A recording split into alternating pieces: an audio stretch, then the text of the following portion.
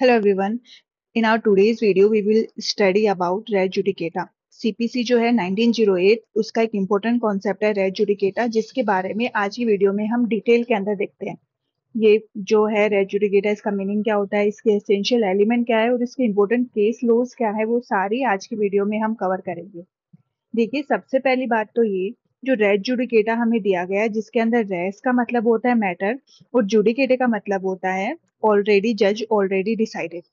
तो इसका मतलब होता है कि जो चीज पहले से डिसाइडेड है उसको हम क्या कहते हैं, रेज जुडिकेटा कहते हैं। देखिए, सेक्शन 11 जो है सीपीसी का उसके अंदर रेज जुडिकेटा का कॉन्सेप्ट दिया गया है जो ये कहता है कि अगर कोई भी कॉम्पिटेंट कोर्ट ने एक बार किसी मैटर को डिसाइड कर दिया तो उसके बाद में उसी सेम मैटर पे आप रीलिटिगेट नहीं कर सकते बिटवीन द सेम पार्टीज। मतलब पार्टीज भी सेम है, इशू भी सेम है, तो वापस और कोर्ट ने वो मैटर डिसाइड भी कर दिया तो आप वापस उस मैटर को लेकर जो है कोर्ट के अंदर नहीं आ सकते। It means that when any suit on certain issue has heard by the court for the parties, then same party cannot bring their suit on same point which have been already heard and decided by the same or any other court prior to that। मतलब किसी भी competent court ने अगर उस matter को सुन लिया है तो आप वापस उस मैटर को जो है वो लेकर नहीं आ सकते। अब देखिए, कुछ एग्जाम्पल से हम समझते हैं। फॉर एग्जाम्पल ए और बी। तो ए क्या करता है, बी पे सूट फाइल करता है, इल्जाम लगाता है कि जो लैंड की ओनरशिप है वो मेरी है। तो ए बोलता है मेरी है, बी बोलता है मेरी है। तो ए है वो सूट लेकर आता है और बोलता है कि ये लैंड की ओनरशिप किसकी है। अब कोर्ट क्या करता है, इस पूरे मैटर को सुन लेता है और बोल देता है कि जो ए है वो ओनर नहीं है। ठीक है, ये पूरा केस डिसाइड हो गया, ए को ओनर नहीं माना गया और केस खत्म हो गया। अब थोड़े टाइम बाद क्या करता है, ए वापस से जाता है कोर्ट में और फिर जो है कोर्ट के अंदर अप्लाई करता है कि लैंड की ओनरशिप के बारे में बताओ कि ओनर कौन है। अब कोर्ट बोलता है कि मैंने जब ऑलरेडी डिसाइड कर दिया है कि ओनर ए नहीं है, पार्टीज भी सेम है, इशू भी सेम है, तो अब ये जो केस है वो वापस नहीं सुना जाएगा और इसी कॉन्सेप्ट को हम रेज जुडिकेटा कहते हैं। मतलब कि इस केस पे रेज जुडिकेटा लग गया है, अब ये केस वापस नहीं सुना जाएगा, ये एक बार सुन लिया गया है, कॉम्पिटेंट कोर्ट ने इसकी जो है डिसीजन दे दी है, अब वापस मत आइए। एक और एग्जांपल देखिए, ए है वो क्या करता है, बी को सू करता है। एक बी को केस फाइल करता है कि 1,000 रुपए का लोन है वो लिया है मैंने, अब मेरे को इसकी रिकवरी के लिए सूट फाइल करना है। तो ये केस है वो फाइल हुआ। अब कोर्ट ने क्या कर दिया, डिसमिस कर दिया कि कोई लोन वोन नहीं है, आपको कुछ भी नहीं मिलेगा करके, और ये जो डिसीजन सुना दिया कि ये केस है वो डिसमिस किया जाता है। अब क्या करता है, ए जो है थोड़े दिन बाद फिर जाता है और फिर केस फाइल करता है, तो वो केस फाइल नहीं कर सकता क्योंकि कोर्ट ने ये जो मैटर है वो आराम से सुन लिया है और अपना जो डिसीजन दे दिया है, तो अब वो वापस क्या करेगा, इस कोर्ट को नहीं सुनेगा।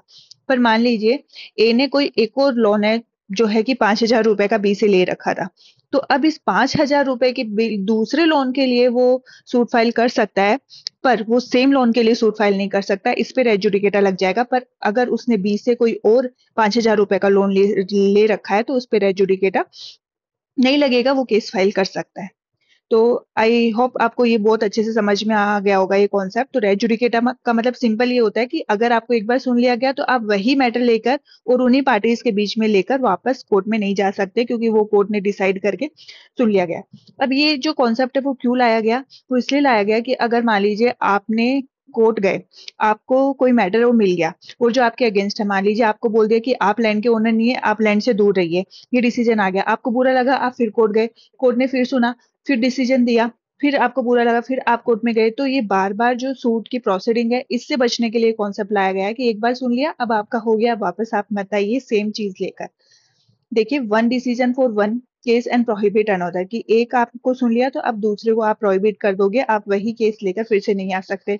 और ये इस वजह से कॉन्सेप्ट लाया गया है ताकि मल्टीप्लिसिटी जो होती है सूट की, मतलब एक ही एक सूट वापस आ रहा है तो वो नहीं आए, इसकी वजह से कॉन्सेप्ट लाया गया। सिक्योरिटी जो है वो सिक्योरिटी देता है ये कॉन्सेप्ट की डबल सूट, एक सूट आ गया फिर वैसे ही दोबारा आ गया, तो सेम सूट डबल सूट नहीं होता इसके अंदर, इसलिए कॉन्सेप्ट आया। और एंड ऑफ लिटिगेशन, मतलब कि आप क्या कर रहे हो, बार बार आ रहे हो, कोर्ट का कितना काम वैसे ही इतना ऑलरेडी पेंडिंग रहा है, एक ही एक सब्जेक्ट मैटर पे वो बार बार सेम चीजें है वो नहीं सुनेगा। तो ये पूरा जो कॉन्सेप्ट है वो रेजुडिकेटा का हमने अच्छे से समझ लिया है। अब असेंशियल एलिमेंट देखिए कि रेजुडिकेटा के कॉन्सेप्ट में हमारे असेंशियल एलिमेंट क्या क्या है। सबसे पहला सब्सटेंस सूट होता है, सेम इश्यू होना चाहिए, इन्वॉल्व डायरेक्टली और सब्सटेंशियली।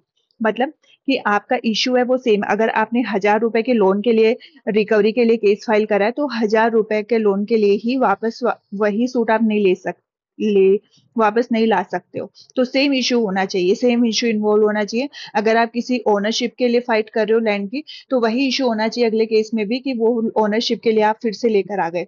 अगर इश्यू आपका डिफरेंट है तो रेड जुडिकेट अप्लाई नहीं होगा, अगर सेम इश्यू है तो रेड जुडिकेट अप्लाई होगा। अब देखिए, same party must be involve, ऐसा नहीं है आपने ए बी पे फाइल करा, फिर अगले में थोड़े टाइम बाद में आप सी पे लेकर आ गए कि मैं सी पे भी ओनरशिप वाला केस है वो फाइल करना चाहता हूँ। तो अगर इस केस का डिसाइड कर दिया कोर्ट ने, अब बी के पास अगर सी दूसरा कोई आदमी है तो उस पे रेड जुडिकेट अप्लाई नहीं होगा, आप सी पे फाइल कर सकते हो। कहने का मतलब ये पार्टीज है सेम होनी चाहिए अगले केस में भी। आप एक केस आपका सुन लिया पार्टी बी है, तो अगले में भी पार्टी बी होनी चाहिए। अगर सी पार्टी आप लेकर आते हो तो आपका वापस आप केस कर सकते हो, तब आप पे रेजुडिकेट अप्लाई नहीं होगा। अब देखिए, parties have claim having same title उनका होना चाहिए। मतलब कि मान लीजिए, अगर आप ओनरशिप के लिए फाइट कर रहे हो तो ए है वो ओनरशिप के लिए फाइट कर रहा है, बी है वो डिफेंडेंट है, तो टाइटल्स है वो सेम होने चाहिए। अगली सूट आप लेकर आते हो उसके अंदर तभी रेजुडिकेट अप्लाई होगा।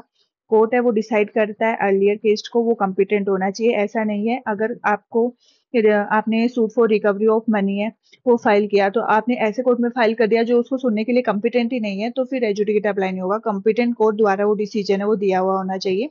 वो finality of the decision of case है, मतलब वो केस फाइनली डिसॉल्व हो गया, मतलब पूरा केस सुन लिया, डिसीजन आ गया, डिसीजन आके वो केस बंद हो गया, उसके बाद में वो केस पूरा है कि अब ये केस वापस नहीं सुना जाएगा। तो ये कुछ एसेंशियल एलिमेंट थे जो रेजुडिकेटा में हमें ध्यान रखने थे, कि रेजुडिकेटा अगर अप्लाई होगा तो ये जो कंडीशन हो वो फुलफिल होनी चाहिए। अब उसके बाद में देखिए इंपॉर्टेंट केस लॉज इसके अंदर। सो सबसे पहले आता है डरवाव वर्सेस स्टेट ऑफ यूपी।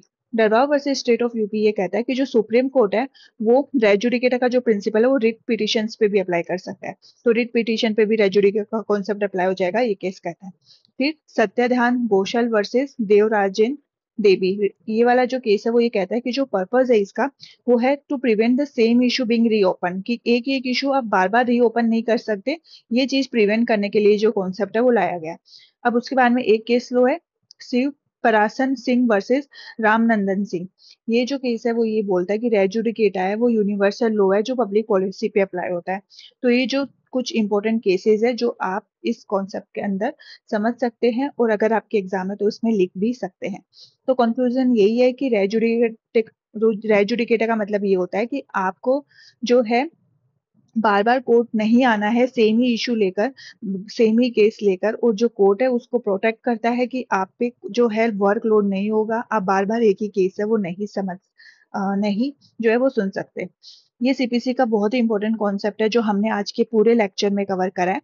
अगर आपको ऐसे ही सिमिलर सीपीसी के और कॉन्सेप्ट के बारे में इंफॉर्मेशन चाहिए या फिर पढ़ना है तो आप प्लीज कमेंट सेक्शन में बताइएगा।